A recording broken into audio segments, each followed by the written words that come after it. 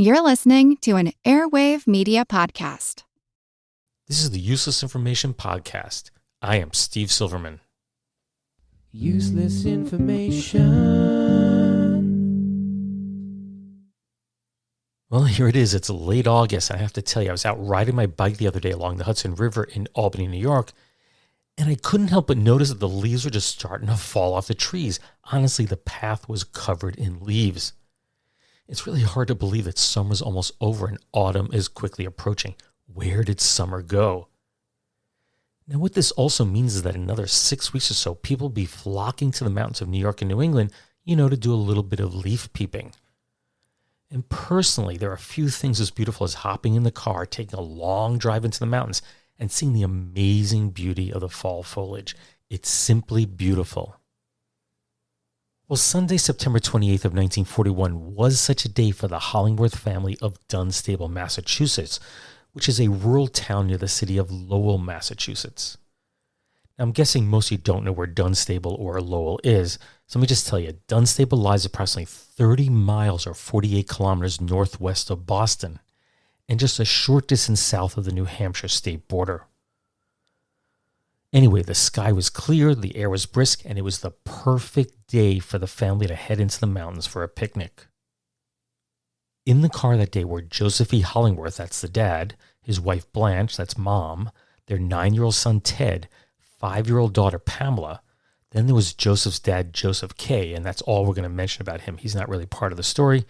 And then finally there was Blanche's mother, Minnie Moulton. So there were 6 people in the car, and their destination was in the White Mountains of New Hampshire, which is about a 2-hour, just a little bit over a 2-hour drive from their home. Joe Hollingworth described what happened next, quote, "We went to White Ledge Forest Park to have a state cookout, and when we found out there were restrictions on cookouts there, we drove to the National Forest Park in Albany." Now that's Albany, New Hampshire, not Albany, New York. And it was about a 20-minute drive north of White Ledge Forest Park, their original destination. Mother-in-law Minnie described what happened next. Quote, "We stopped the car near the edge of Iona Lake and Joe cooked the meal. Now that was around 2:15 p.m. She continued, "After our lunch, Joe took some pictures of the children. They laughed and seemed so joyful. Pammy and Ted took their water bottles and went down by the lakeside to get some water. They returned in 2 or 3 minutes. They then took another trip to the water. Little Pammy never came back." Pamela Hollingworth had disappeared into the dense forests of the White Mountains, which are said to be the most rugged mountains in all of New England. The Whites are also noticed for their extreme weather conditions. For example, on April 12, 1934, nearby Mount Washington recorded a record-setting wind speed of 231 miles per hour. That's 372 kilometers per hour. Wow. To the best of my knowledge, that record still holds for a non-tornado, non-hurricane event. Anyway, with autumn setting in, this is not a place for anyone under any circumstance, particularly if you're a lightly dressed 5-year-old girl, to get lost. As soon as Joe realized his daughter was missing, he immediately sprung into action. Quote, "I knew just where she went, so I went to the spot in an effort to get her. I then realized she was lost, so I ran up and down near the brook calling to her and looking for her. I then started shouting to other people in the park and asked them if they would get in touch with authorities." Keep in mind, this is the early 1940s during World War II. There were no cell phones. Probably someone had to get in their car and drive miles to reach the nearest phone. Pamela was described as having blue eyes, brown hair that was braided and tied with a blue ribbon, and weighing approximately 45 pounds or 20 kilograms. At the time of her disappearance, she was wearing green corduroy overalls and red sneakers. As nightfall approached, alarm turned into panic. The temperatures were expected to drop below the freezing point, although they bottomed out at 32 degrees Fahrenheit or 0 degrees Celsius. Couple that with the natural fear of the dark that most children have, of course her lack of food and shelter, and clearly you have to be worried about wild animals. There were bears there. Anyway, with each passing hour, the number of men searching for Pamela increased and increased. After searching all night with other men for his daughter, Joe Hollingworth was forced to leave the search party by midday Monday for treatment of a shoulder infection that was coupled with sheer exhaustion. Meanwhile, scores of additional men showed up to help with the search. In addition to rangers and local residents, 100 soldiers arrived in army trucks from Fort Devens in Massachusetts to help with the search.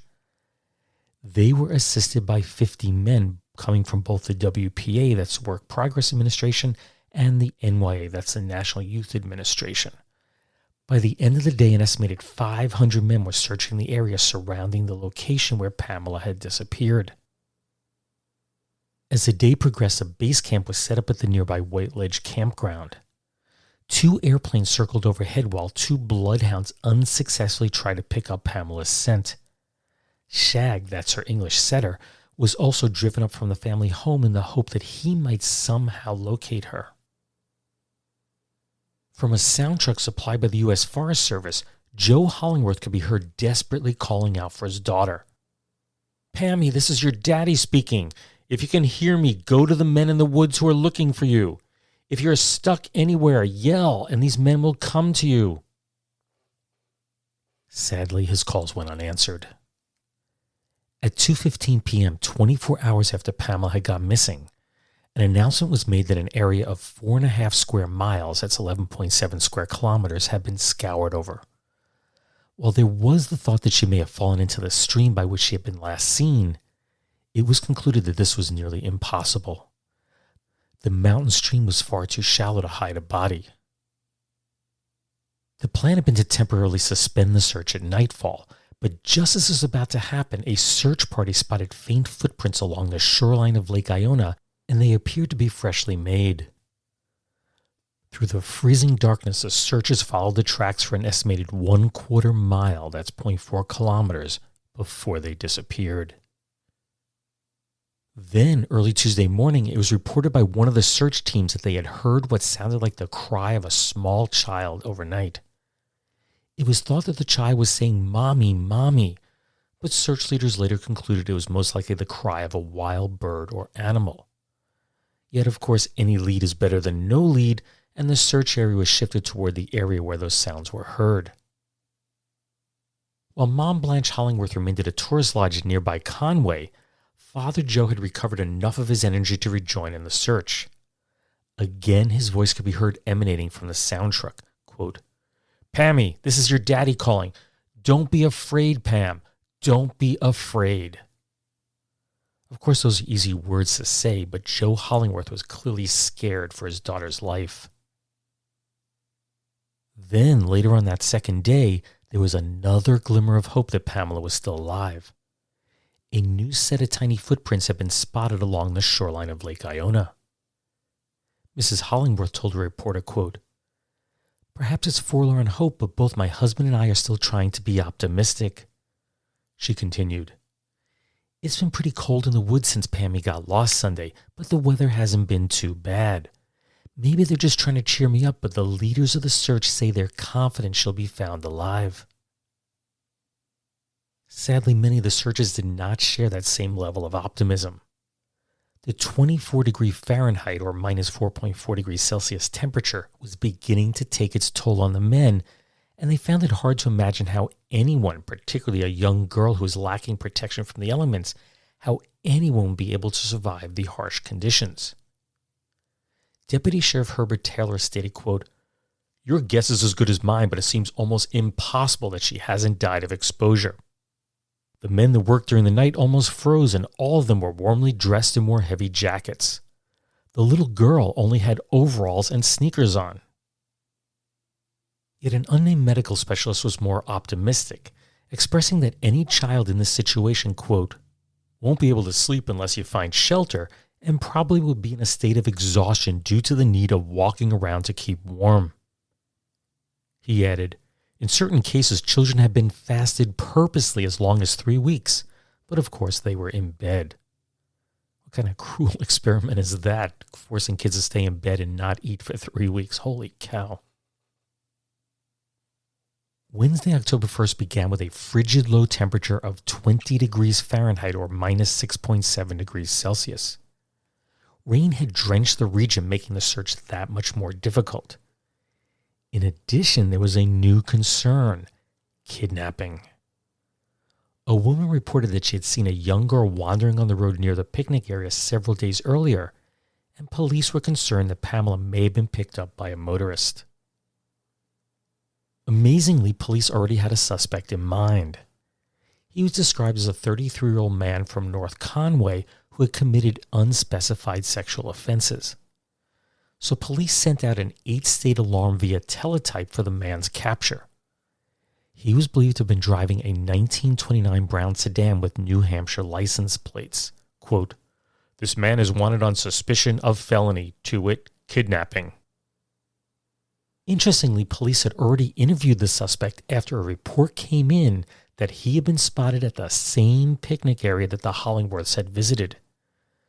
But apparently the man grew bored after the long periods of waiting while he was being interrogated, and since he wasn't under arrest, he just decided to leave. He did, however, agree to report to the Hunt headquarters the next morning, but he was a no-show. In addition, he failed to show up for his construction job atop Mount Washington.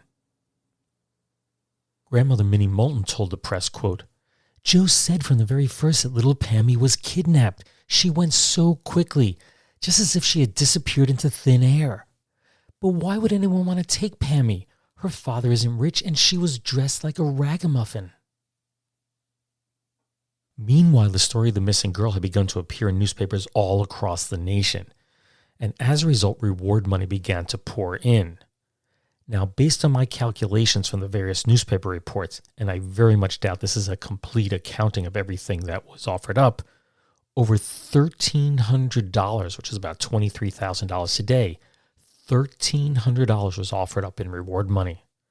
Now, some of that was conditioned on Pamela being found alive, while others were not.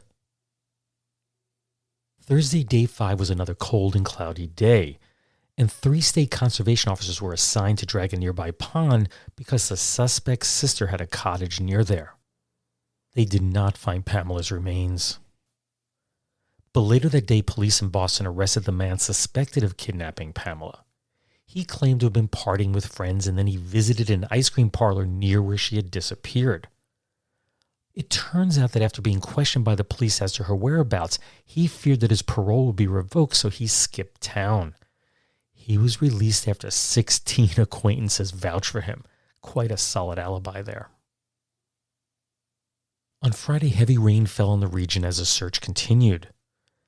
Now, there was a slight chance that Pamela may have found shelter in a nearby structure, so every barn, house, and outbuilding in the area was searched, but she wasn't found.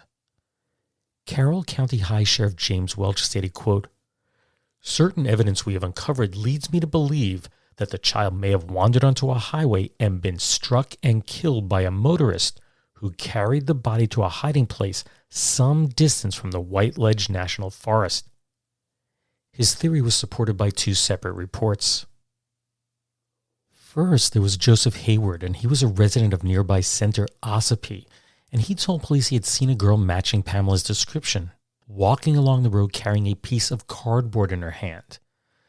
So Hayford and Deputy Sheriff Harry M. Levitt proceeded to the scene, where they did find the bottom of a cardboard box. In addition, they found tire skid marks there. Second, an unnamed woman from nearby Conway stated she saw a motorist experiencing some sort of mechanical problem near the same spot around 4 p.m.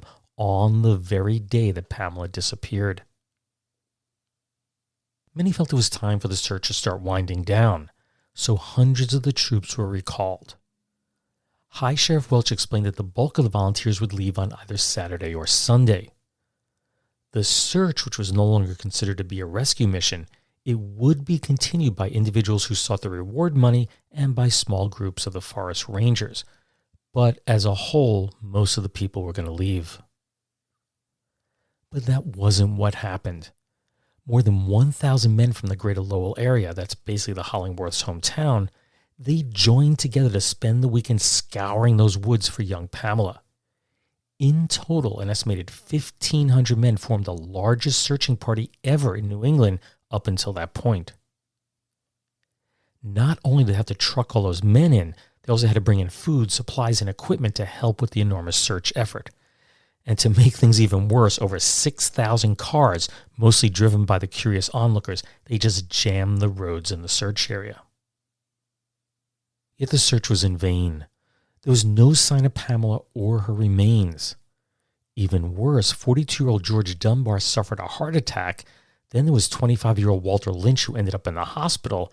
And there was another 300 men who needed treatment for sprains, bruises, exposure to the elements, and other maladies. So, was Pamela kidnapped, murdered? Could she have drowned or fallen off a cliff? Well, we're going to take a quick break to hear from our sponsors, but when we return, I'll tell you exactly what happened to her. Welcome back. We're going to pick up our story on Monday, October 6, 1941, as the search for Pamela Hollingworth entered its 8th day. Police revealed they had another witness. She was former schoolteacher Thelma Knight of Augusta, Maine, and she claimed to have seen a girl fitting Pamela's description sitting on a rock that bordered the White Mountain Highway. It just happened to be the same spot that the other two witnesses claimed to have seen her.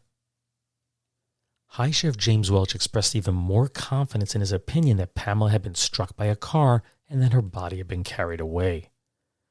But Joe Hollingworth refused to accept this. He stated, "I cannot be convinced that Pamela is dead. This is not my hope. It is my belief. We will go on." Around 5 o'clock that evening, a search crew was on the north side of Mount Chocorua near the intersection of the Middle Sister Trail and the Hobbs Brook Trail. They were just about to call it quits for the day when they heard what they thought was a faint voice. It sounded something like, "Hi, hi." So Civilian Conservation Corps members Bill Matson and Rusty Ramazzo, they ran to the source of the sound, and there they found a young girl in tattered clothing. She calmly stated, "I've been out in the rain and cold since Sunday." One of the team members asked, "What's your name?" She replied, "Pammy." To which Matson replied, "You're in better shape than we are." The team radioed back to the base camp informing them that they had found Pamela alive. So Joe Hollingworth asked to speak to his daughter. Her first words to him were, "Where have you been?" as if he had been the one who had been lost the entire time. Joe immediately set out to reach the remote rescue site. A military jeep transported him a portion of the way, and then he sprinted up the remainder of the trail. As soon as he set his eyes on Pamela, Joe lifted her in a joyous embrace as tears just rolled down his face. He carried Pamela down the mountain to the awaiting jeep, and along the way, Pamela reportedly said, quote, "This is fun. It's fun riding in a jeep car, Daddy. Where are we going? Where is Mummy? Where is Teddy?" An awaiting ambulance transported Pamela to Memorial Hospital in North Conway, which is approximately 12 miles or 19.3 kilometers away. It was there that Joe finally called his wife Blanche with the incredible news. Escorted from their Massachusetts home by state troopers, Mrs. Hollingworth arrived at the hospital later that evening. Pamela explained to her parents how she was able to survive. Quote, "I slept in a little hole that I filled with leaves. I had to crawl out when I wanted some water and drink from the brook." She added, "When I got hungry, I just crawled to the brook for some more water." Now, Pamela never saw a single person during the entire ordeal, even though several witnesses claimed to have seen her. Now, she did hear the search planes flying overhead, but she was unable to signal to them, mainly due to the dense forest canopy. 8 days without food had caused Pamela's weight to drop by 8 pounds or 3.6 kilograms. Now, that may not seem like much, but it was nearly 18% of her body weight. She was suffering from cuts, bruises, and most significantly, extremely frostbitten feet. In fact, her sneakers had to be cut off from her swollen feet. Now, a little side note here. The sneakers were to be placed on permanent display at the Morse Museum in Warren, New Hampshire. Now, I tried to check up to see if they were still there, but sadly the museum building and its contents were sold off in 1992.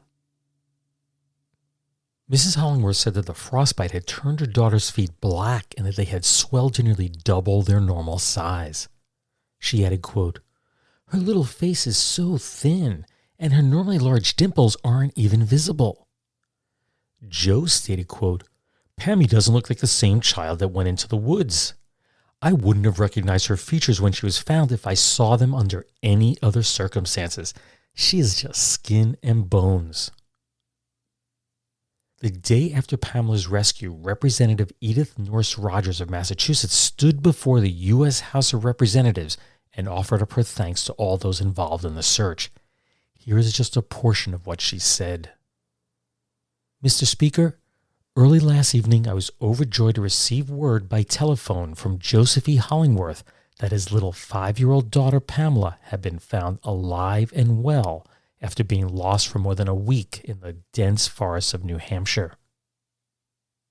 This little child, the daughter of one of my friends and constituents, Mr. Joseph E. Hollingworth of Lowell and Dunstable, Massachusetts, strayed away from a picnic at White Ledge in the New Hampshire woods a week ago Sunday. Since that time, every foot of the densely wooded White Mountain National Forest has been searched by men of the United States Army, by rangers of the Forest Service, by CCC boys, and by hundreds of Lowell men and boys, friends of the distraught father and mother, all of whom trudged the woods to the point of physical exhaustion to find the little girl. The Red Cross was there with food and first aid. That she was found alive and well was a miracle. She added, one of my purposes in calling this to the attention of the House is to commend the searchers for their untiring efforts, their persistence in the face of an almost universal belief that further search was futile. I visited the locality and saw with my own eyes the efficient, well-organized manner in which the search was conducted. The highest praise is due every man and boy who participated. That same day, Joe Hollingworth took to the national airwaves and graciously thanked just about everyone involved for all they had done. He gave a summary of how Pamela got lost, how the family initially searched for her, and the 8-day search that culminated with her rescue.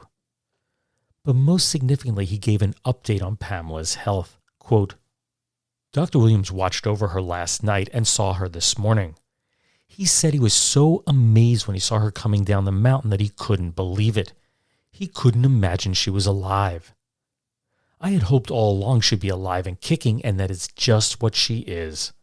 Her condition is good. Her lungs are fine, and so are her feet. Unfortunately, he spoke too soon, because later that day he'd learned that one of Pamela's feet was far more severely frostbitten than had been first thought, and she probably would be in the hospital for the next month. Telegrams, telephone calls, over 1,000 letters, and more than 200 hair ribbons to replace one she lost came in from all over the country. Day after day, reporters stood outside the hospital hoping to get even the tiniest detail about Pamela. You know, how her recovery was proceeding, what she had to eat, what she had to say, and so on and so on. She even received offers to appear in the movies and on radio, to which Joe Hollingworth responded, quote, when Pam leaves here, she's going to a Lowell hospital, and when she leaves there, she's going home to a normal life. We're not going to commercialize our baby. But ultimately, all the attention proved too much for the family. At 7:30 a.m. on Monday, October 13th, 1941, that's 1 week after her rescue, the Hollingworths quietly withdrew Pamela from Memorial Hospital, and then they took her back home where they placed her in Lowell General Hospital. Joe did leave the following note, quote, Dear Press, sorry to do this, but Mrs. Hollingworth and I agree with the doctor that this is the best way to do this for Pam's sake. If it was your kid, you'd do the same. And it was signed Joe Hollingworth. Pamela would spend a total of 19 days in those two hospitals before being released. She would make a full recovery and she'd have no lasting effects from the ordeal.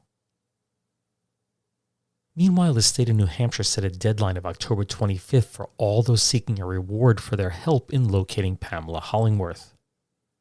On December 11th, it was announced that the state's $500 reward money would be split, you ready for this, 86 ways, and most of those were to CCC enrollees.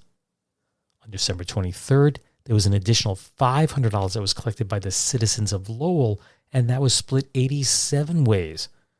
But in this case, the two men that first rescued Pamela, that's Bill Matson and Rusty Ramazzo, they each got $25. That would be about $450 today. It turns out they were ineligible to receive any portion of that New Hampshire reward, so this is all that they got. Pamela would go on to graduate from Smith College in 1958, and after that she was employed as a public relations executive for the Lane Bryant clothing chain, as editorial director for the Arthritis Foundation, as vice president for creative services at the Cancer Society, and communications director of the United States Committee for the United Nations Children Fund, better known as UNICEF. 25 years after her rescue, the press interviewed a now 30-year-old Pamela. She reflected on what had happened, and here are just a few highlights of what she had to say. Quote, "I began to lose track of time and my sense of direction. I had wandered off and I couldn't find the brook again, so I went without water for 3 days. Then it rained, so I drank out of a puddle." She added, "At one point I heard my mother calling me, but she couldn't hear me call back." Pamela then went on to describe the moment when she was rescued. "I heard somebody nearby and I called out something like, 'Woo, woo,' and the men came running through the stream toward me. My first thought was that their mothers would be mad at them for getting their feet wet. They asked me my name and my father's name and where I lived. They were testing my sanity, but I thought they were checking to see if I was the right one. I thought if I wasn't, they'd leave me." The article concluded, "I don't think very many people remember it, though. I don't think of it very often either." Sadly, Pamela Hollingworth passed away at her Cape Cod home in Orleans, Massachusetts on September 11th, 1992. The cause was an unspecified heart ailment. She was just 56 years old at the time. Useless, useful, I'll leave that for you to decide. Well, as I bring this story to a close, I just want to remind you that my email is steve@uselessinformation.org. In fact, my website is uselessinformation.org. And you can contact me with your thoughts on this episode or any other story I've ever done. And if you have suggestions for other stories, let me know about that also. You can also contact me through my website or Messenger on Facebook. Just another reminder that my new book, The Flipside History, is currently available. You can also check out my two previous books. They're Einstein's Refrigerator and Lindbergh's Artificial Heart. All three of those books are collections of long-forgotten true stories, just like the one you just heard. Be sure to subscribe to the Useless Information Podcast or your favorite podcast platform, whether that be iTunes, now I think it's actually now Apple Podcasts, Google Play, Spotify, or whatever. And you'll have immediate access to new episodes when they're released. A reminder that my Twitter feed is @UselessInfoCast, and be sure to like the show on Facebook. Anyway, I'll be back in a couple of weeks with the next podcast. Thanks as always for listening, and take care, everyone. Bye.